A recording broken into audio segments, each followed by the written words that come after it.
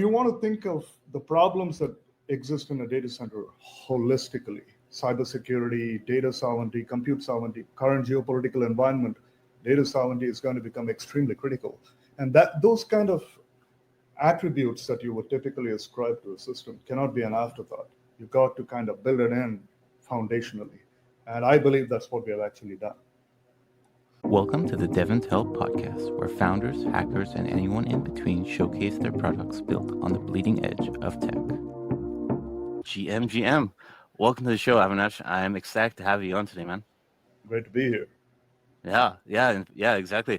You have quite a bit of accolades attached to your name in terms of some really fantastic tech used quite widely in the industry. And it's really awesome to see you diving into the world of AI and blockchain. So I'm really looking forward to today's interview. Yeah, happy to share it with you guys. Yeah. So I guess for folks who might not be familiar with yourself, did you just want to give a brief introduction? No, absolutely. I've been around the block for almost 3 decades, so I'm going to spare you 3 decades of history. I've been a systems guy for the larger part of that period of time. I was one of the 3 co-inventors of Amazon Dynamo, which became the genesis for the entire NoSQL movement, and then joined Facebook early on. Apache Cassandra was my brainchild. After my gig at Facebook, I did my first startup, Hedvig, where we built a distributed storage system, which I believe was the first of its kind, truly multi-cloud and hybrid, invisible kind of infrastructure. And did that for about 7 years before we got acquired by Commvault for $225 million, and then stayed with the company for about 3 years, got to learn a lot, had a fantastic experience, I must say, and then left Commvault around October, November 2022, and formally launched Weilliptic summer of 2023. And here we are. Indeed, here we are.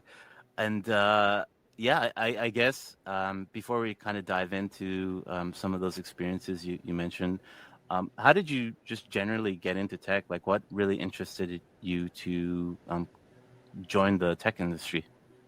Wow, you're taking me down memory lane. I might not even remember some of those stuff. To be really honest, I was a mathematician by trade. I was in the PhD program for pure mathematics, and but then got into tech. There was no, in fact, I used to be extremely nervous of programming and things like that when I first started out. I always tried to avoid it up to that stage. But somehow things took a turn for wherever it went to, and got into programming, and then that's how the whole journey started. And I always felt that, I was not good enough. So that kind of kept pushing me to go and do things that I landed up doing. And it was mostly done to kind of reassure myself that I could compete with the best, I don't know if I've proven that yet, but that's what keeps pushing me in that direction. I mean, some of your inventions and co-inventions are some of the most heavily used technology in the space. So I would say you've done quite well. I will say I am a sum total of all the people that I've worked with. And so that has really influenced my thinking and gotten me to where I am. Some of the experiences have been absolutely fantastic, where it was really collaborative, where when we worked, especially on the Dynamo system, we worked and we learned together, and those are the kind of experience that have shaped whatever I am today. Yeah, 100%. It's like whatever you do in life, basically it acts like a little brick in the big foundation that you kind of set up for the rest of your career and life going forward. So I 100% feel you on that. Absolutely. And I guess since we're on the topic, did you just want to dive in a little bit around your experiences building Amazon Dynamo and Apache Cassandra? Absolutely. See, a lot of people might not know this, and even I might have forgotten some of the details because of time, but the current incarnation of, or I would say the incarnation of Dynamo that the world is familiar with, happened by accident. Actually, the initial design that we came up with was shot down because of one question somebody asked in like a presentation. And then we had to go back to the drawing board to come up with what the incarnation that the world is familiar with. That's how it came to be. So you could say, we didn't know what we were doing, and we landed up there, and that's how Dynamo came to be. It was a very small team, and that was the first kind of system, I would say, new generation system that came out from Amazon at the time. It replaced Oracle for the entire shopping cart experience. And then I moved down to the Bay Area more for family reasons. My nephew was born. I wanted to be close to the family. It was easy for me to do that because I was single at the time. And then I joined Facebook and Apache Cassandra. Actually, I started working on Cassandra even before I joined Facebook. I started doing that as a pet project on the side. Never really knew where it would go, but there were certain things, my learnings from Dynamo, that I wanted to kind of do it in a different way or do it better. I'll give you a simple example. In Dynamo, if I remember right, at the time we used Berkeley DB as the underlying persistence. But then I decided that I'm going to go and write my own persistence engine. And these were things that I did more for my own learnings, to push the boundaries of what I know rather than anything else. And that's how it started, to be honest. And then I joined Facebook, and we found a nice use case for it. I worked with someone, a close friend of mine, who found a nice use case for it, and that's how we started building it out. And the rest, as they say, is history. Although I will say that a lot of people have worked on Cassandra after I open sourced it. I've been kind of disassociated from it for a while now, and a lot of people have taken it to greater heights, to be honest. Yeah, but I mean, still quite the foundational piece. And it seems like all those experiences and working with similar like-minded people, kind of like we mentioned, built that foundation for what you did next, right? So just curious, like, what drove you from going from big tech and founding your own company? What was the inspiration there? So, see, I always try to solve problems. I like to take on bigger problems. And you could say this is a blessing and a curse, but the blessing being that I'm always driven by complicated problems. If you give me easy problems, I'll probably suck at it. And that's probably why I wasn't very good as an academic. But when I looked at the space, and when I looked at the commoditization of hardware, et cetera, making its way into the enterprise, I felt that something significant could be done. And that's why I went on the Hedvig journey. And every system I've built, and I take great pride in this, I never solve the same problem twice. I like to use the learnings from the problems I've solved before and apply them, of course, but I want the problem that I'm going after to be a new problem and a bigger problem if I had the opportunity to do so. And with Hedvig, the system that came out, to give you a sense of the complexity, you could say that Cassandra was one of the modules that went into the larger system that we put together. So you can imagine how big that could have been, right? And but that was the reason why I founded the company, because we wanted to bring commoditized storage to the enterprise, where things like being location transparent, being able to address hybrid cloud, multi-cloud seamlessly without the user being aware of what is going on under the scenes, and providing that seamless experience, I felt was a problem worth solving. And that's how the whole thing came to be. Awesome. Yeah. And most fundamental innovations, I believe, for the most part, happen outside of big tech. Yes, they do happen inside big tech, but they're typically slower. There's a lot of quote unquote bureaucracy that sometimes you might have to overcome. And doing it this way, at least from solving the technological problem, is easy, but there's always the business problem that you need to solve, because at the end of the day, to the investors, et cetera, they don't care about the tech. You're there to build a business, not to build a great product, right? Unfortunately, yes. Yeah, that's how it works out a lot of the time. And yeah, sometimes you just need that freedom without the politics, so to speak, to be able to do your Absolutely. thing. So I guess this is a good segue point to get into Weilliptic itself. So Sorry about that. it's all good. It's all good. Yeah. So what is Weilliptic? What would you say is your elevator pitch of it? Oh, absolutely. The way I would present Weilliptic, the elevator pitch is kind of complicated, and I'll tell you why. Let me ramble on a little bit, and then you will get the. Well, if someone's going to tell me that you need to come up with an elevator pitch, so be it. But it's a bit more complicated than just condensing it into two sentences. See, when I left Commvault, I took a look at, I wanted to see what was out there for the next problem that I could potentially solve. I took a hard look at what was happening in the space of blockchain.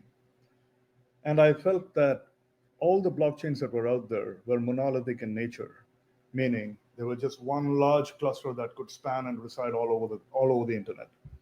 And that is a fundamental impediment to scale and throughput. So the first observation I had was something significant could be done there. Second, another problem that I saw is data sovereignty was never being addressed by anybody. Which, what I mean by data sovereignty is people should be able to kind of define jurisdictional boundaries for where your data ought to reside. And the system should be able to intrinsically develop, make that happen. Third, if you look at cybersecurity was taking over the enterprises big time. And for whatever reason, blockchain and crypto became synonymous, doing a lot of disservice to blockchain as a technology itself. The realization that I had was perhaps a blockchain could be a PaaS platform on which applications could be deployed. These applications typically are known as smart contracts, as you know, but you could push that boundaries of that even further, and you could deploy entire applications on an infrastructure of this kind. What do you get when you see that? You're immune to cybersecurity attacks. You get data persistence for free, and you can get people to forget about infrastructure complexity, and these are properties that are intrinsically given to you by the platform. Auditability, data sovereignty could be solved if you architect it correctly. So these are some of the problems that I wanted to address. And I'll get to the elevator pitch in a second. But these are some of the problems that I wanted to address. But along the way, I also started looking at all the buzz that was being generated by AI, right? If you go even today to Google, and if you Google blockchain and AI, you will see articles that go back to a decade, but no one's ever spoken about what's the right way to synergistically bring the two of them together. And I looked at this and I felt something significant could be done. And in a bid to showcase that capability, we built another offering called Icarus, which is a virtual AI chatbot, which runs on chain entirely. Okay, I'll show you all those things in a second. Now, what problem do all these capabilities address holistically? And this is where it boils down to the elevator pitch. If you look at an enterprise, you can categorize the enterprise into two groups: IT, business. And there are inefficiencies across the board. Now let's look at what those inefficiencies are. If you look at IT, the job of IT is to provide technological solutions to business problems. But every time they tend to do so, they have to solve a whole slew of orthogonal problems, which are dealing with cybersecurity issues, infrastructure complexity, data sovereignty, auditability, data persistence, and the fault tolerance of it, et cetera, et cetera. Let's flip over to the business side. Business would ideally like to self-serve access to data that is locked in systems like Snowflake, Salesforce, Databricks, what have you. But instead, the workflow that manifests itself right now, file a ticket, file it to IT or to your data analytics team, and they get back to you with something, and then you go about stitching your workflows together. AI could be a magnificent fit over there. And that's what we tried to bring in through the Icarus capability, which is build a chatbot which is fully aggregated, which has an infrastructure on which it is running. You can leverage the same infrastructure to deploy your MCP servers, wire them all together, and provide natural language workflows to the business folks so that they can literally talk to their Snowflake or their Salesforce or their MongoDB or their Databricks systems and tie multiple workflows together to provide that, get rid of those inefficiencies that exist. So in a nutshell, that's the large problem that we were wanting to address, and I believe we have brought that out pretty cohesively. Wow, I'm going to pause. I know I said a lot, but no, I'm glad you said a lot. Yeah, it's that sounds like quite the undertaking, and certainly a different intersection of blockchain and AI. Typically, a lot of the things that I've seen played with really have to do with either providing some infrastructure to run some jobs, inference jobs, or some crypto trading bot, so to speak. So it's really interesting to hear this alternative perspective and a new use case here. So yeah, exactly. I mean, that's, if you go and, like I said, I think you hit the nail on the head when you go and Google for it. Those are the only kind of things that people talk about, and there's nothing that, I mean, that's, I don't mean to be dismissive, but that's kind of kindergarten stuff, right? I mean, once you do that, why, right? But you want to think of the problems that exist in a data center holistically: cybersecurity, data sovereignty, compute sovereignty, current geopolitical environment. Data sovereignty is going to become extremely critical. And that those kind of attributes that you would typically ascribe to a system cannot be an afterthought. You've got to kind of build it in foundationally. And I believe that's what we have actually done. And I mean, I think it's a good segue. If you, I know you had a little demo for us for a walkthrough. Did you want to go through that? Yeah, absolutely. Let's jump right in. Let me see. And for those of you watching us live today, if you have any questions, please drop them in the chat, and we will get those up for you. I'm assuming you guys can see my screen, and if yes. you do, this is you're good. So this is the dashboard of the WeilChain platform. This is a globally distributed sharded blockchain. So this is like a test network that we use for our day-to-day. So I'm going to just zone in here. You can see that this is the global view of the actual blockchain. This is made up of different shards. We have one in the US East Coast, we have one in the US West Coast, and we have one in Asia Pacific. Now, if you drill down into what is in the US West Coast, if I click on it, these are the nodes that make up that particular shard. And this particular shard is its own self-contained blockchain. Okay. Now, if you go in here and if you click on this applets tab, it basically tells you what are the different applications that have been deployed on this platform. Now, we call them applets. You can think of a one-to-one relationship, for example, between an MCP server and an applet, and you can see all the MCPs that have been deployed on this platform. Now, there's another thing that I wanted to highlight, which I did not previously. If you look at the industry and if you look at the last 30 years, a lot of work has gone on into driving efficiency into the data center. What do I mean when I say that? The number of cores in the server have increased significantly over the last 30 years. And so people started thinking about how many VMs can I pack inside a physical server, or how many containers can I pack inside a physical server? How can I use all the cores that are there in the most efficient manner possible so that I can reduce my power and cooling costs, my footprint in the data center, et cetera, et cetera. And I believe in the journey of AI, everyone started embracing Python, which I believe is a giant step backwards, because Python has its place in the developer ecosystem, but definitely building systems is not one of them. And because it's not even a JIT compile language, and it basically blows your efficiency argument out of the water.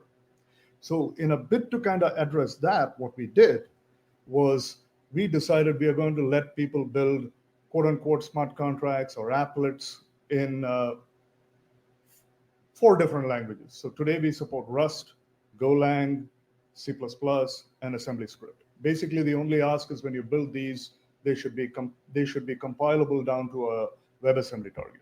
And all these languages have implicit support for it. So for example, if I were to open up one of these applets, you could look at how the interface for the applet looks like. And this is in a format that we call WIDL, Weilliptic Interface Definition Language, and I'm sure we will publish the link to the publicly available docs.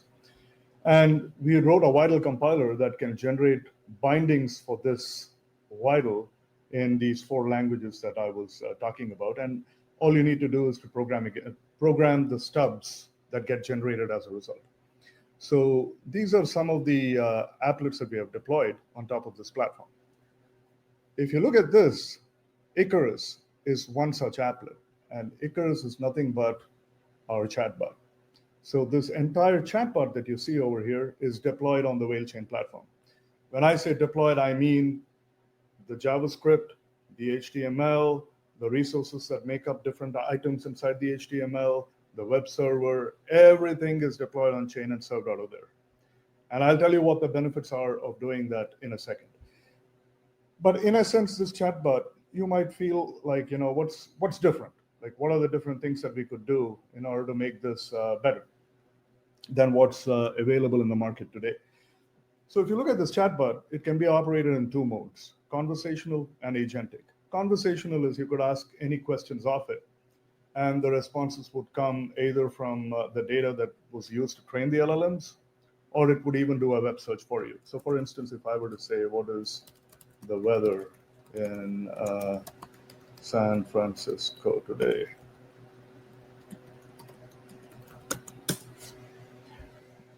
This will result in a web search, and you will automatically get the results for yourselves.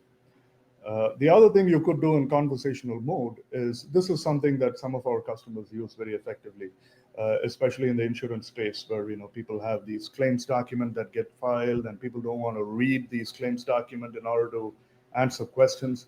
One could easily go in and then upload these claims document. Like, I'm just going to pick our technical white paper, upload it, and then you could ask questions of it, because there is a vector database that runs on chain, and that can provide semantic search, which we just leverage. So you could say, what is the role of the Senate in the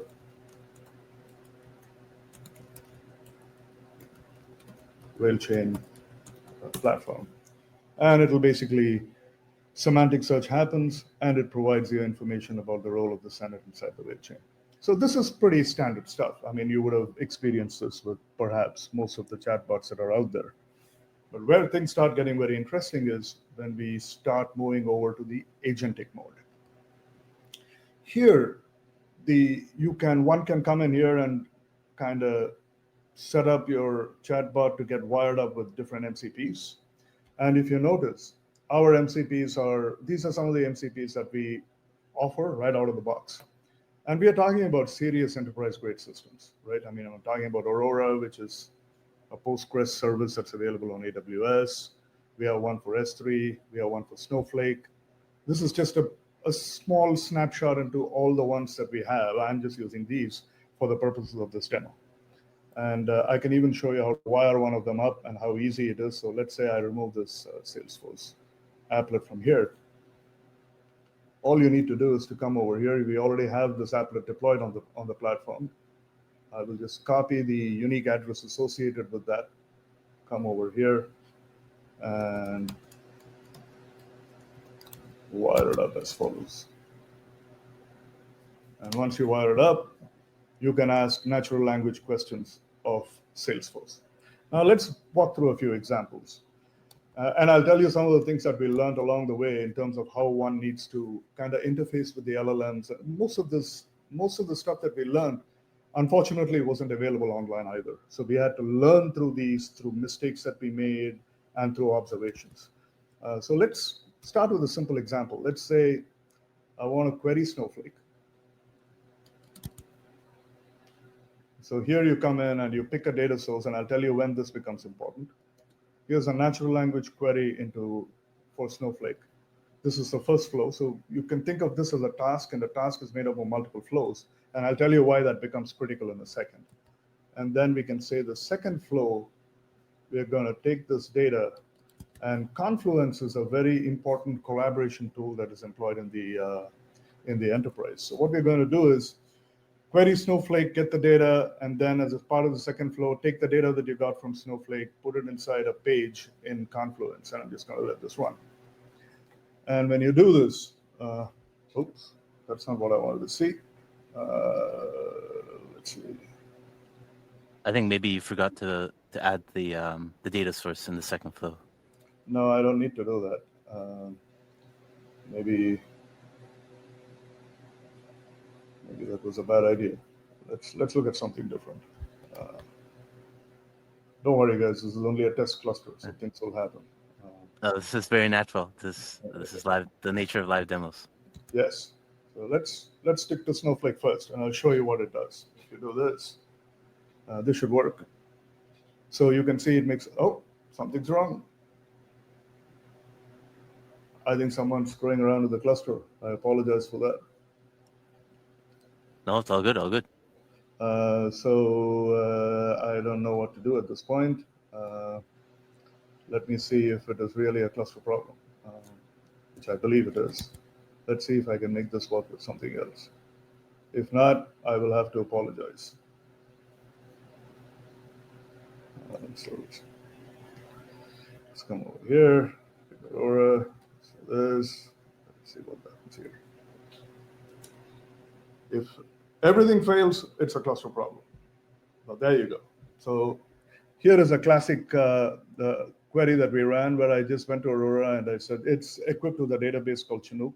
And I just issued a natural language query saying, retrieve 10 albums and export it to a particular file.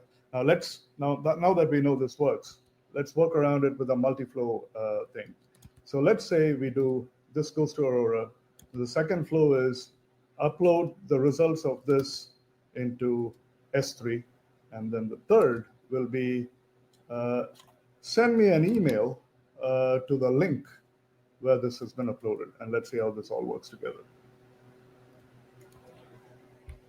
So you can see it's a multi-step flow for this task.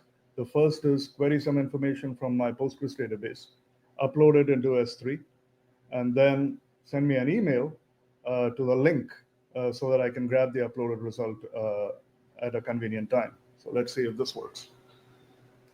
So the first is a query to Aurora. It's gotten it. And then the second should be an upload into S3. That will go through. It gives you the link to the S3 URL. And then it should send you an email. And then I'll show you a couple of things. So now let's go into my email because I sent it to myself. There's my email with a link to the document that can be downloaded from S3. And this should contain the results of your query. Okay. So now that we know that works, let's flip over to this one tab that I did not talk about.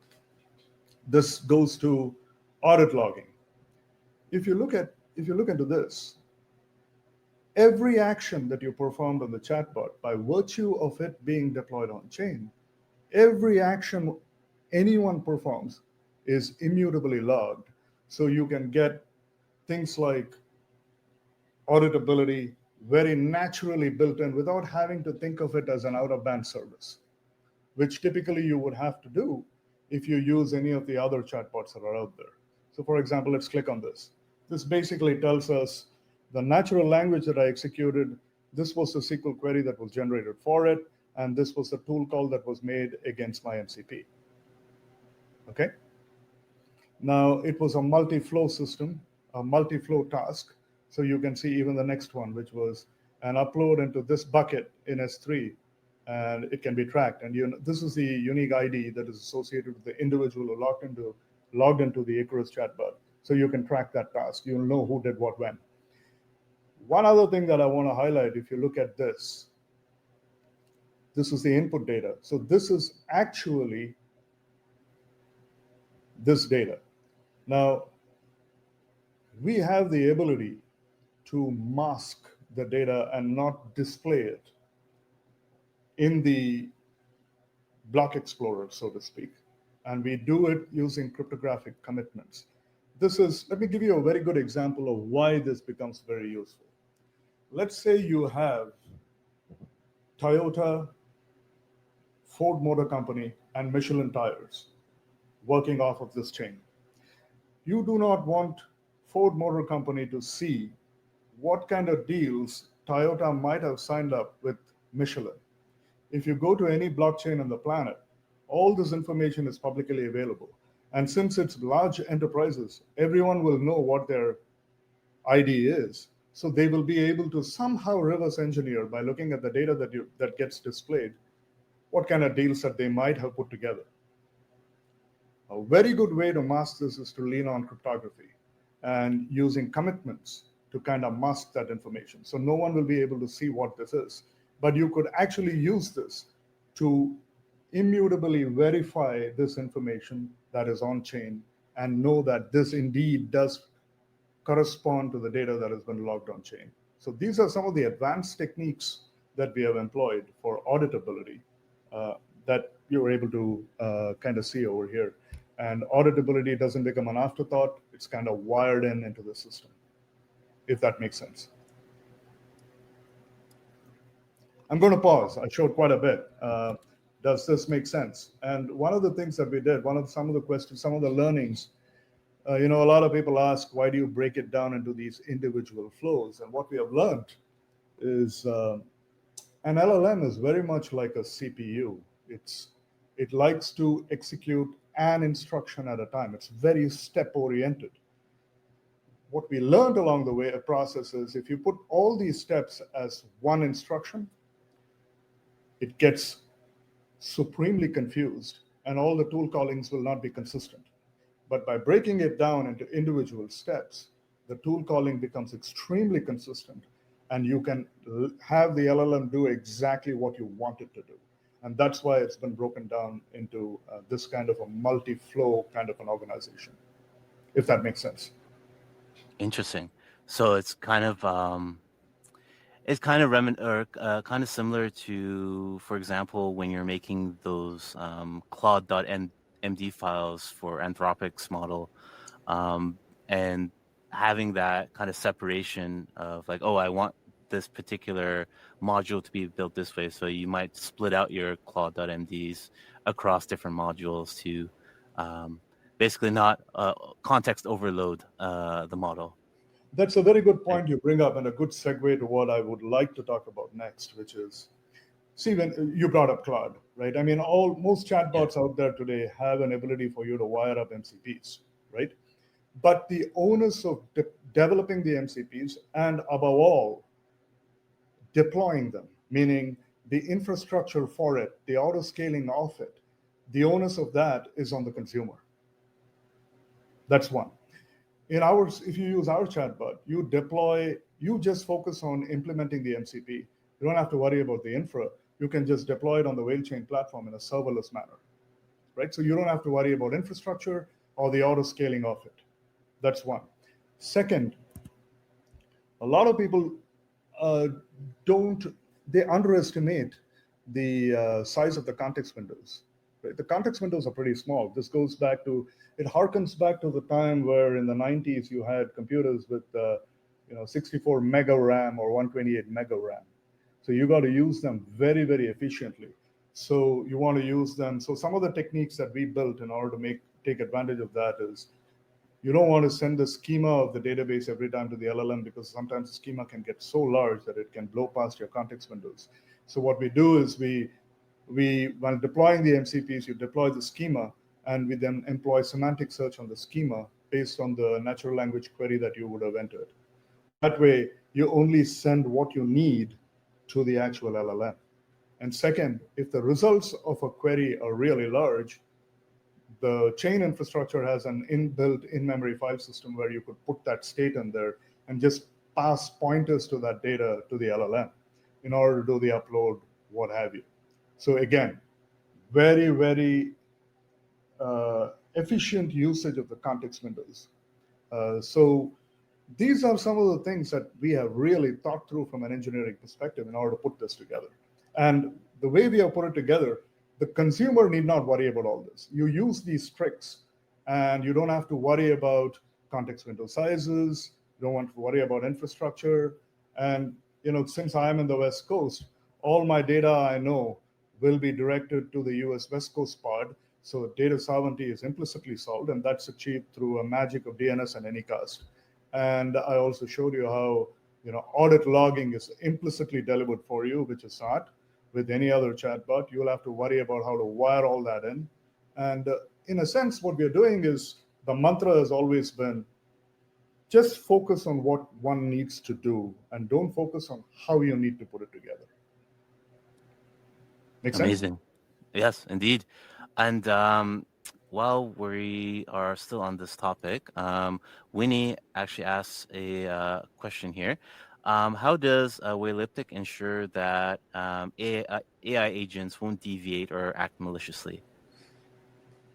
That's a very, very powerful and interesting question.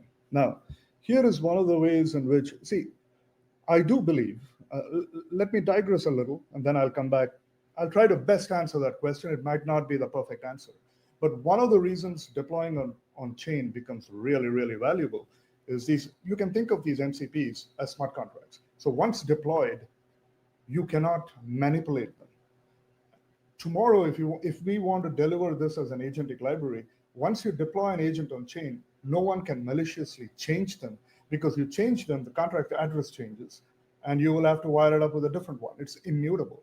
So those kind of properties can really go a long way in kind of addressing problems of this nature.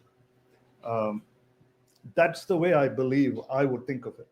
I do believe that in the future, AI and the provenance of it, knowing which data it was trained on, how do you eliminate bias. All this I do believe in the future can be accomplished if you can actually drive LLMs also from chain.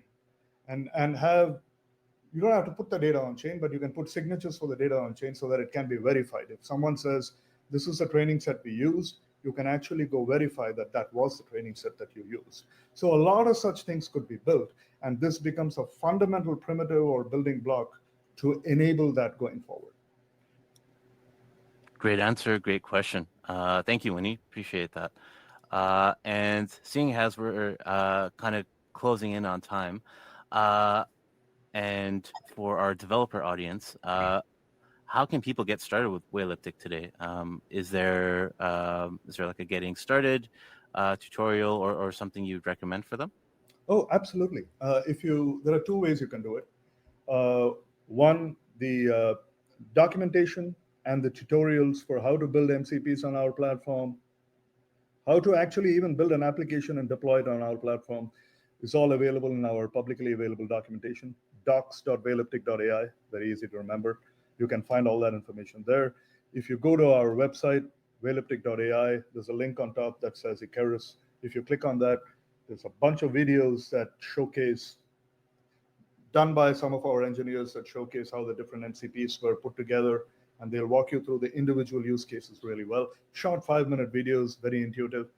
It's actually very, very simple to put an MCP together, because what we have actually enabled, for one, is focus on the task at hand, right? You implement it, deploy it, and you're up and running. Don't worry about infrastructure. Don't worry about auditability. Don't worry about data sovereignty. It's all delivered intrinsically through the platform. So, and of course, please reach out to me, DM me on LinkedIn. I'm very responsive. In fact, a lot of people always accuse me of saying that I accept any invitations that I get. I don't really care. I am a man I still consider myself like a clown engineer. So I will respond to whoever I can as quickly as I possibly can.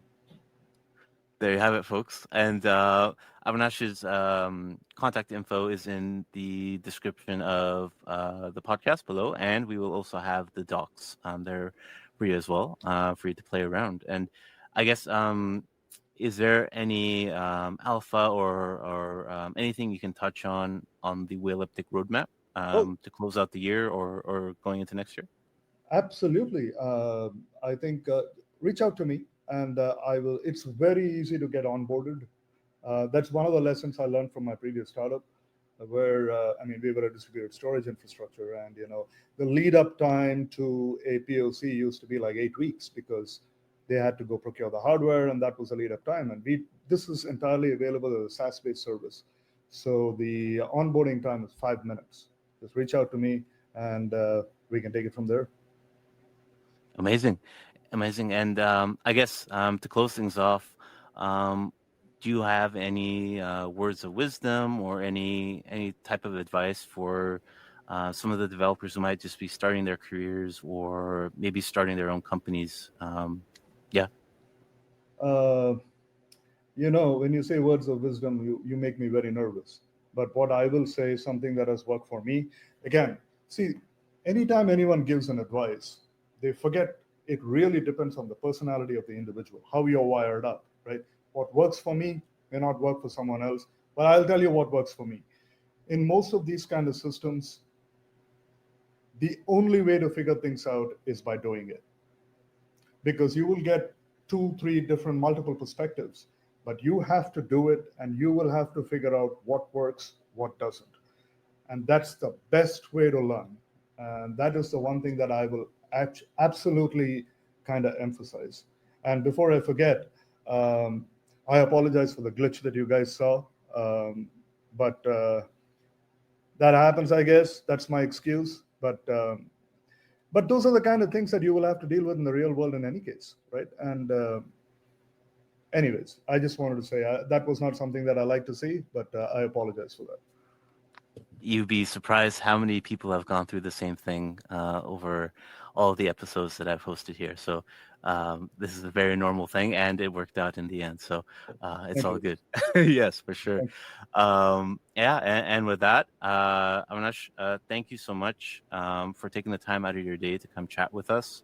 Weilliptic looks really fascinating, and I'm looking forward to seeing its evolution over time, as I think it's a very promising project and really drives what's actually possible beyond just the native crypto trading bots and whatnot in this intersection of AI and crypto, or blockchain rather.